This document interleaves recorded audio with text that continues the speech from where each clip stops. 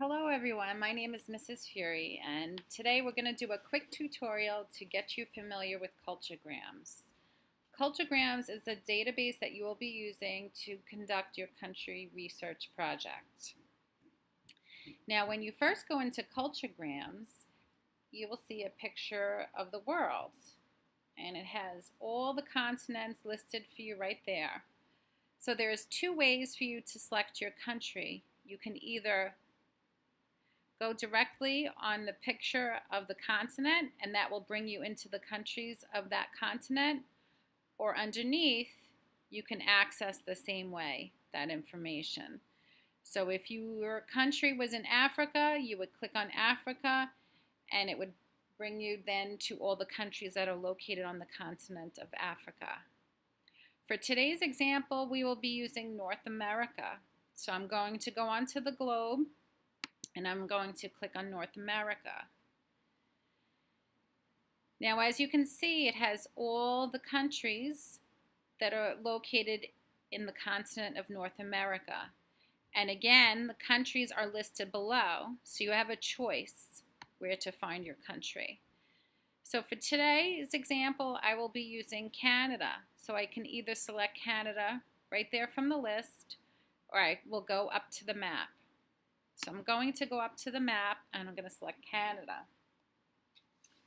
Now the first page that you see is the country home page, and it has a Did You Know section. And in this section there's a lot of information that's just presented for you right away. There's some quick and interesting facts that you can find. The first one is that it talks about the iceberg that sunk the Titanic, that it came from the coast of Canada, which is an interesting fact. I did not know that. So it really benefits you if you would read through this information, because you might find a lot of fun facts and also a lot of very relevant information. There is a picture of the flag. There is the country name, so if you're not sure how it's pronounced, you can click on that and it will say it for you. You can hear the country anthem. You can also find the capital, which for Canada is Ottawa, how many people live there, which is a lot, 35 million, how big it is, it's almost 4 million square miles, and what the currency is. So really on this first home page there's a lot of information, some of it fun and some of it very just factual stuff that you will need to include in your country research project. Now if you feel it's a lot for you to read all at once, which sometimes it is, you can also click on this play button and the database will speak to you and read through all the information that's here so you don't have to. Some people find it helpful to have their headphones on and to read and listen at the same time. So that's an option that's available to you. Now for the country research project, we are going to be focusing on 3 areas for this tutorial: land and climate, life as a kid, and government. And these 3 categories are areas that must be included in your research project, but they also kind of just give you an overview of the rest of the sections of the information for your country. They're all set up very similarly. So once you understand the layout of these 3, you will really be able to find any additional information you need for your country. So if you look over to the left is the navigation bar, and here you have all the different categories of information broken into kind of topic areas. So today we're going to go to land and climate, which is under the people and places tab. Once you go into land and climate, it'll give you some quick information right up here about how big it is. It's almost 4 million square miles. And if you recall, we did find the same information was located on the country home page. So again, this information is repeated for you. You read through and you will see that Canada is a very large country, and the only country that is larger is Russia. It talks about the geography of Canada. It has forests, and it also has prairies. Then it talks about the climate, which is the weather.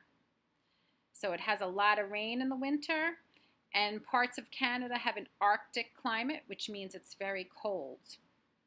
So you would read through these two paragraphs and write down any relevant information for land and climate for your country. The next item that we will look at is life as a kid. So you go over to the left navigation bar and you're going to click on life as a kid. And there's a little paragraph and it speaks about how children, school-age children, how they live their life. And it seems that it's very similar to how life is conducted in America for students. They have school throughout the year and they're off in the summer. It seems that hockey is a very popular sport. So again, you would read this paragraph and you'd write down any relevant information that you feel is important in your life as a kid section on your graphic organizer. The next topic we will look at is government. And when you look at the navigation bar, government is located under society. So we're going to click on government. And right away, we're going to see some facts that are highlighted for us. The capital of Canada is Ottawa. The head of the government is Prime Minister Justin Trudeau. You read through these two paragraphs, you can find some information about how Canada's government is set up and how it functions. They have a lawmaking body called the Parliament. Okay, they also have a voting age of 18 years old. So you're going to read through this section and you're going to take down any other information that you feel is important and relevant for your country research.